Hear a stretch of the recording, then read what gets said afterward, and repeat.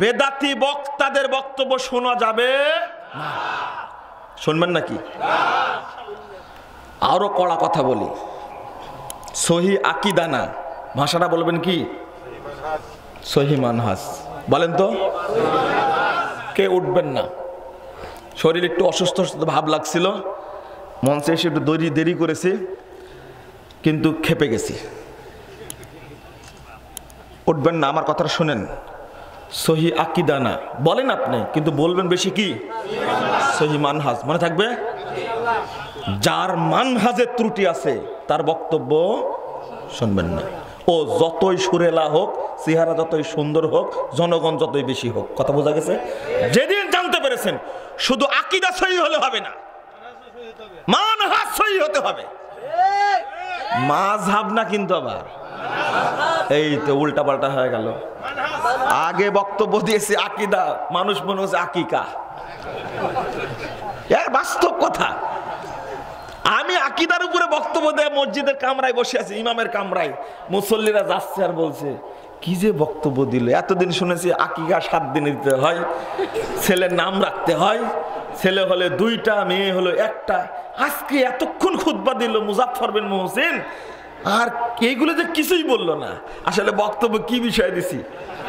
হ্যাঁ, আকিদা। কিন্তু উনি বুঝেছেন কি, এই আধা ঘন্টা বসে থেকে বক্তব্য শুনেছে আকিকার উপরে, আমি দিছে কি? আকিদা। এখন তো বুঝেন তো, আলহামদুলিল্লাহ। এটা বলছে আরো 10 বছর আগের কথা। এখন মানুষ আকিদা তাওহীদ বুঝে না, শুরু করেছে মানহাজের কথা বলা। গতদিনে আধা ঘন্টা বুঝালো না একজন ব্যক্তি, তো যাচ্ছে আর বলছে যে আরেকজনকে বলছে যে মুজাফফর বিন মুহসিন কি মাযহাবী হয়ে গেল নাকি? কারণ আমরা তো মাযহাব মানি না, তো মাযহাব নিয়ে এত আলোচনা করার কি দরকার? আসলে কি মাযহাব বলেছি কি? মানহাজ। তার মানহাজটা সহি কিনা এটা দেখবেন। যদি সহি হয় বক্তব্য শুনবেন, সহি না হলে বক্তব্য শোনার দরকার নেই। একবার মানহাজুস সালাফ, রাসূল সাল্লাল্লাহু আলাইহি সাল্লাম, সাহাবা কেরাম, তাবেঈন, তাবেঈন, এই 3 যুগকে বলা হয় কি? সালফে সালেহিনের যুগ। এই যুগের মানুষের সাথে যদি আকিদা, আমল, আখলাক, ইবাদত, রাজনীতি, অর্থনীতি, সমাজনীতি, পরিবার নীতি, তারপরে কি বলে যত বিষয় আছে সব যদি মিলে, তখন বুঝবেন এটা কি? মানহাজুস সালাফ। কথা বোঝা গেছে? 1।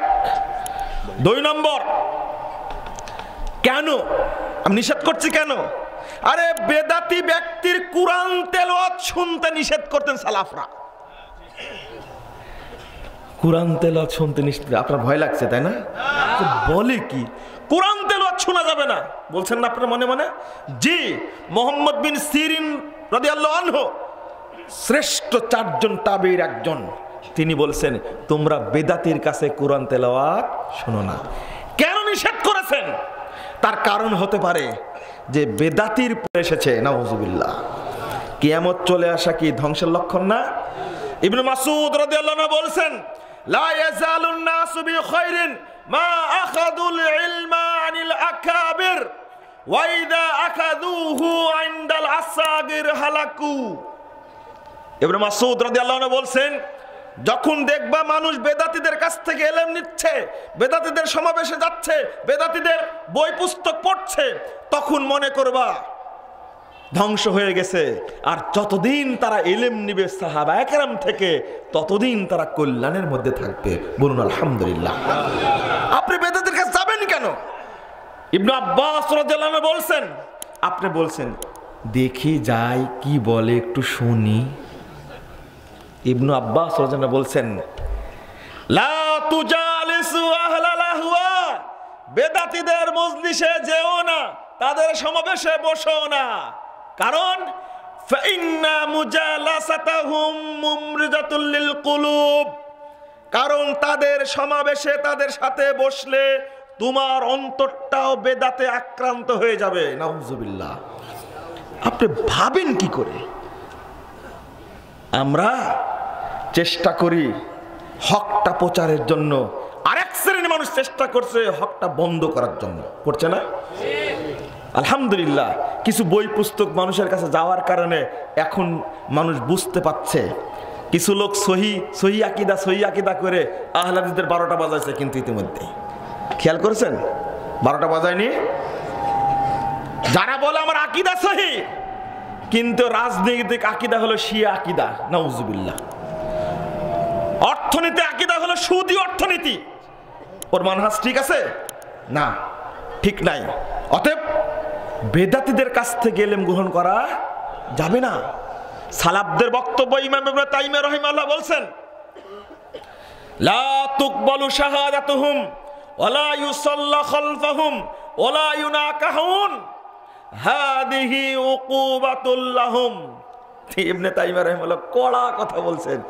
লা ইউখাদুল ইলমু, তাদের কাছ থেকে ইলম গ্রহণ করা যাবে না। ওয়ালা তুকবালু শাহাদাতুহুম, তাদের সাক্ষী গ্রহণ করা যাবে না।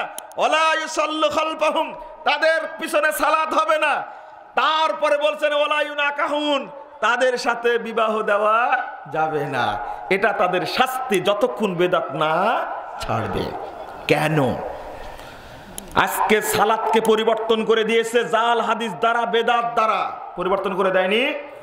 রাসূল সাল্লাল্লাহু আলাইহি ওয়াসাল্লাম বললেন, সাহাবীরা শুনে রাখো, 1859 নম্বর হাদিস, তাবরানী আওসাতের মধ্যে এসেছে, আউয়ালু মা ইউহাসাবু বিহিল আবদু ইয়াউমাল কিয়ামাহ আস-সালাহ, প্রথম হিসাব নেওয়া হবে কিয়ামতের মাঠে সালাতের। ফাইন সালাহাত সালাহাত সাইর আমলিহি ওয়াইন ফাসাদাত ফাসাদাত সাইর আমলি, সালাত যদি শুদ্ধ হয় সব আমল গ্রহণযোগ্য হবে, সালাত যদি নষ্ট হয় সব আমল কি হয়ে যাবে? ধ্বংস হয়ে যাবে। লা হাওলা ওয়ালা কুওয়াতা ইল্লা বিল্লাহ। তাহলে সালাতটা কি করতে হবে? শুদ্ধ করতে হবে। কি করতে হবে? শুদ্ধ করতে হবে। আপনার সালাত কি শুদ্ধ? শুদ্ধ না। কোথায় শুদ্ধ বলছেন? সহিহ বুখারী 529 নম্বর হাদিস, আনাস রাদিয়াল্লাহু আনহু বলছেন, মা আরাফু শাইয়ান মিম্মা আলা আহাদিন নবী সাল্লাল্লাহু আলাইহি ওয়াসাল্লাম। আনাস রাদিয়াল্লাহু আনহু কে ছিলেন? কয় বছরের? 10 বছরের খাদেম। তিনি বলছেন, আমি রাসূলের যুগে যা দেখেছি আজকের যুগে আমি কিছুই দেখতে পাচ্ছি না। লা হাওলা ওয়ালা কুওয়াতা ইল্লা বিল্লাহ। কথাটা বুঝেন, কথাটা বুঝেন।